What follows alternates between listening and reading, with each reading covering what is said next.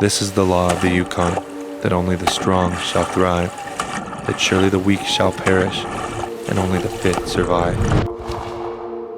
These words were written nearly a century ago, and they ring as true today as they did when Robert Service settled on them to describe the perils of the North. As Will and I had prepared for our adventure, they leapt from the page in warning, reminding us of the challenge embraced by all who choose to come here. As we finally laid eyes on the timeless wilds below the floats of the plain, the law of the Yukon forced its way back into our consciousness. I wait for the men who will win me, and I will not be one in a day. Suddenly, it was real.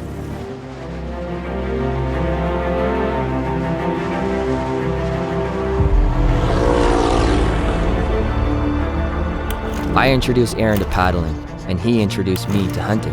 Together, as we explored every corner of our county, its vastness shrank, and our desire for adventure grew. We yearned for something boundless, a true wilderness. Despite a divergence in our lives, distance hasn't eroded the friendship Aaron and I shared. We have longed for a foray into wilds such as these, to put ourselves and our friendship to the test. For years, we have made plans, only to watch them fall through. But this time, everything was different.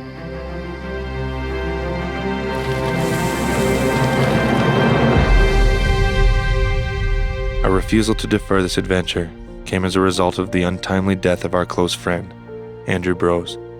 We had grown up together, with him a few years older, and my path in life mirrored his very closely. And then, it was over. Will, Brose, and I had cooked up our share of plans over the years, but none ever came to fruition. When he passed, Will and I made a promise to each other to bring Andrew with us to the north and share with him our great adventure. Despite the peril that lay between us and civilization, we embraced the danger, knowing that if ever there was a chance worth taking, this was it. The risk we have taken in being here is far from a blind one. If we are smart and safe, the odds are low that something will go wrong. If it does, however, the consequences are bigger here than anywhere else. Uncharted whitewater, hungry grizzlies, and the harsh fall elements could all capitalize on our mistakes. Without a guide, we are choosing to rely on ourselves to avoid danger and to survive when it comes knocking. There is truly no better feeling than the thrill of the chase. It was Will's first big game hunt and my first time hunting moose. While the experience was new, I was reminded of my love for the hunt. There had always been a divide in my hunting passion. Would I rather hunt birds and enjoy the calling and communication waterfowl and turkeys offer? Or would I rather the massive adrenaline rush of big game encounters? As the bull worked to destroy every bit of plant life in the meadow, I found those two worlds colliding. Having challenged him with grunts and bladecraft, he was set on defeating his rival. I hoped that Will could turn the tables.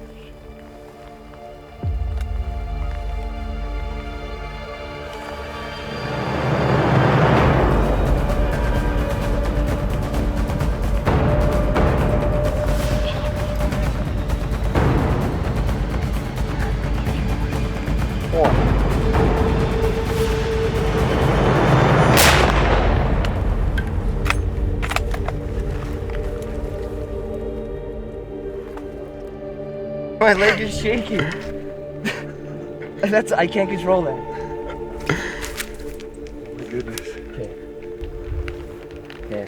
I don't know what to say. I'm speechless right now. Honestly, I can't believe it I've been worked. dreaming about that. Like, I literally last night in the tent just had like dreams on repeat of like that moment in your head. Like, okay, when it happens, like, how is it gonna happen? Like, what are you gonna do? How are you gonna react? And like, how am I gonna feel? And I feel amazing right now. I feel unreal.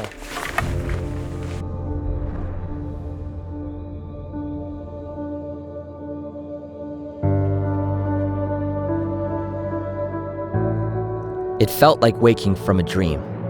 Reflecting back on the shot, I remember absolutely nothing passing through my consciousness except the brown and silver of the moose and the crosshairs of my scope. Any previous thoughts I had quickly turned to actions controlled by an ancestral intuition that cannot be explained, only reveled in. As the trance of the hunt lifted, I was in disbelief that we'd done it, and I worked to make sense of the flood of thoughts that entered my mind.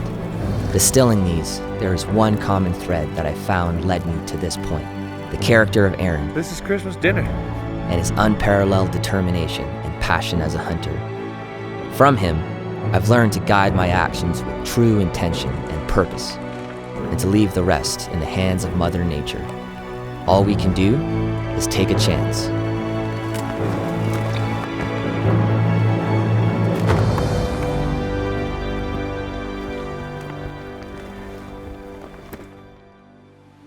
As darkness fell, we faced a decision. Make camp at the kill site and risk a grizzly encounter, or carry on downriver in the fading light. As we left shore, the bank steepened, and the roar of the whitewater grew louder. So we just took a break here because we're coming around the corner and it looks a little frothier, and the hardshell canoe, not the friendliest with rocks, so we're just kind of stopping and scouting and seeing if we can camp before the rapids. Everything at night is just like 10 times more intense and a little more scary.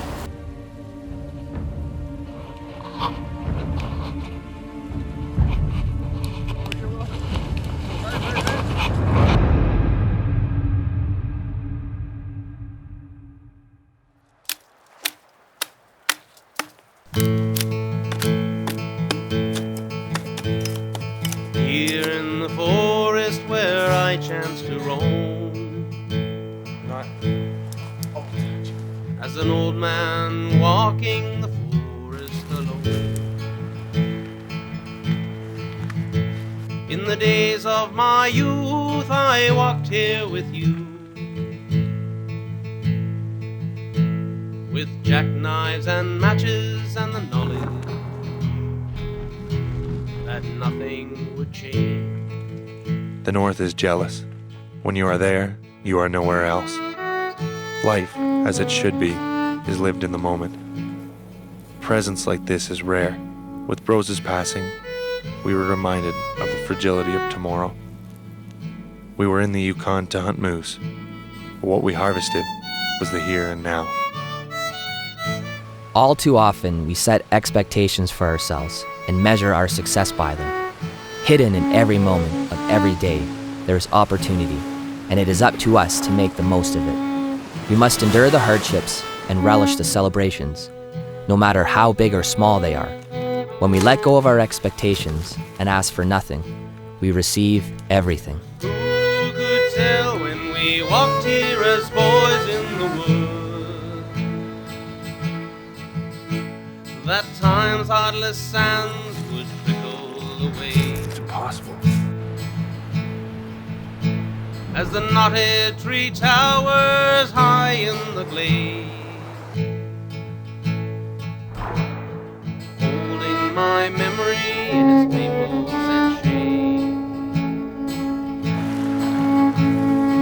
holding my memory in the maple shade. In deciding to come here, we had chosen a stretch of river we were confident we would have to ourselves, and now we would have to pay the price for our solitude. I was scared. The rapid was more vicious than anything we'd expected to encounter, and it was clear our gear-laden canoe was ill-suited to challenge the icy waves. Our only option was to rely on each other. As we loaded the boat and pulled into the current, there was no other requisite than courage.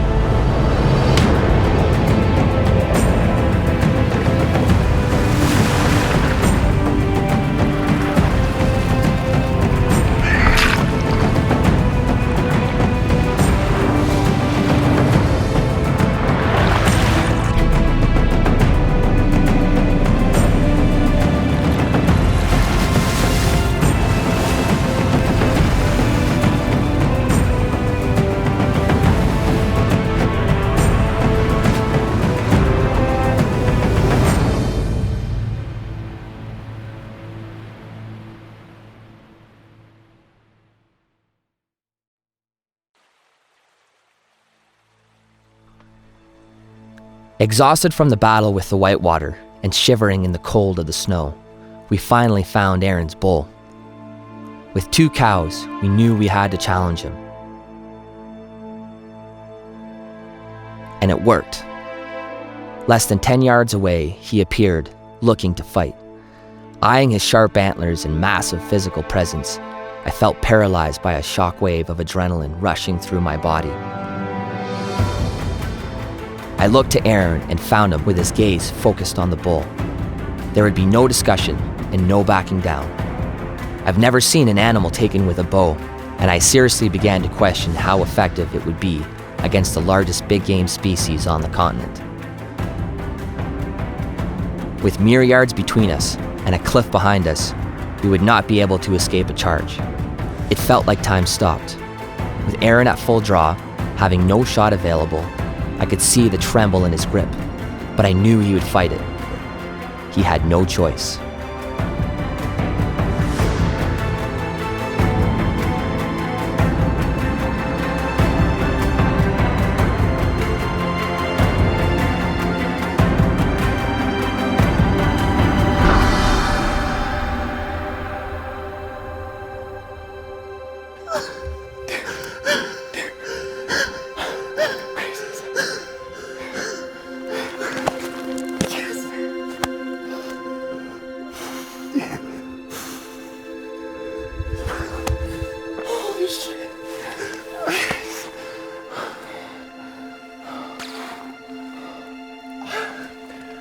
Smoked them.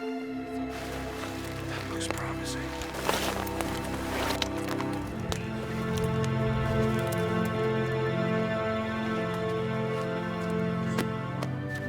A life in its entirety is nothing more than a collection of moments. Hardships, celebrations, losses and victories. They are the slides we dust off and look at to reflect on who we are. Kneeling in the snow, no longer shivering, marveling at our good fortune and knowing what brought us here. This is who I am.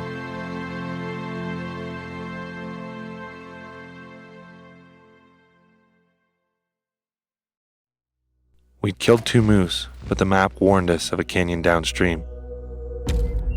It had taken 8 tough days of hunting to find our moose, and while I was proud of the harvest, I acknowledged, like any good hunter, that luck had played its part. As the roar of the rapids grew louder, I was thankful for Will and his experience. Resolute and capable, it would be up to him to navigate our way safely home. Luck wouldn't save us now.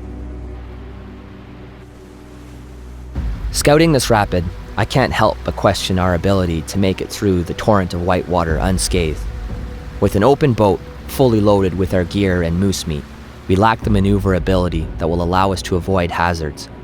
Here in the icy water and freezing temperatures, we must protect ourselves and our gear. If we find ourselves without a boat, we're in trouble. The rapids are no longer just zigzag lines on a map that offered no interpretation of their severity.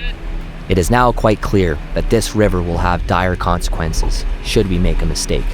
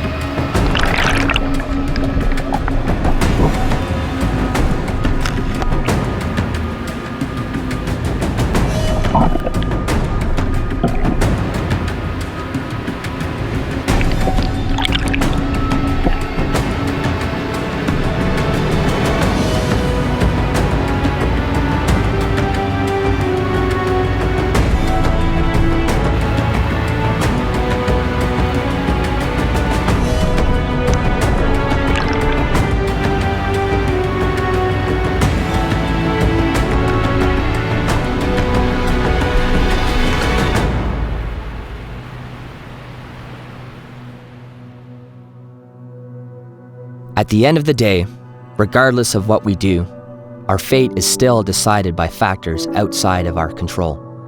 What we do control, and perhaps what is most important, is whether we succumb as victims of circumstance or triumph as the benefactors. Coming here, we knew what we were in for.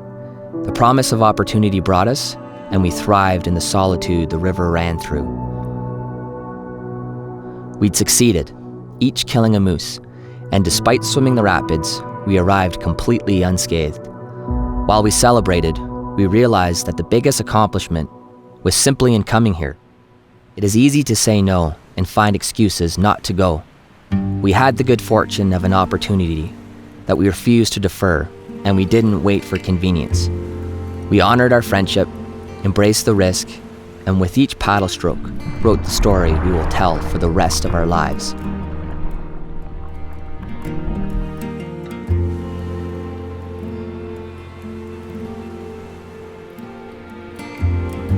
Will and I had made it, but it had not been alone. The river had guided us, challenged us, and brought us an experience that surpassed our wildest dreams. Our friendship had been strengthened, our trust in each other rewarded. After Andrew passed, his parents gave us a shotgun shell loaded with his ashes. They asked us to take him somewhere special and celebrate his life. As the sun brought warmth to the final morning of our journey, we shared one last moment with our friend. He had brought us here, and part of us would stay. With him, in the wilds around us, in this place beyond the roar.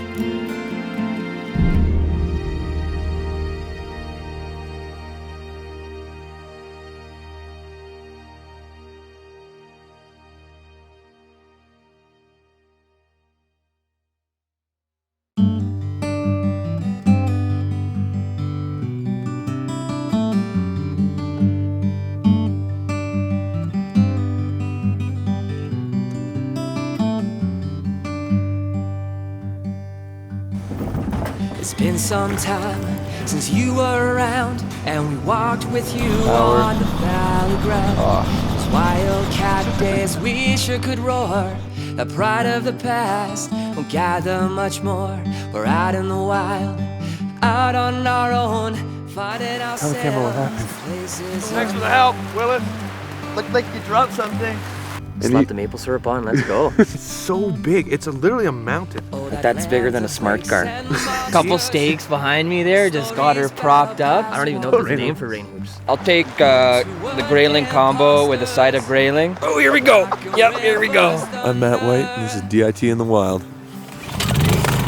What comes after Ann? The part where this is how you ruined it. Do I have blood on my face? And I'm cold and I'm tired. And all the equipment's tired, and some of it's broken, and some of it's been drowned.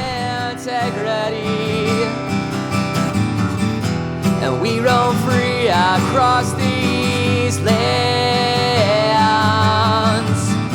with open hearts and working hands. And so we do all that we can with open hearts and working hands. Open hearts and working hands.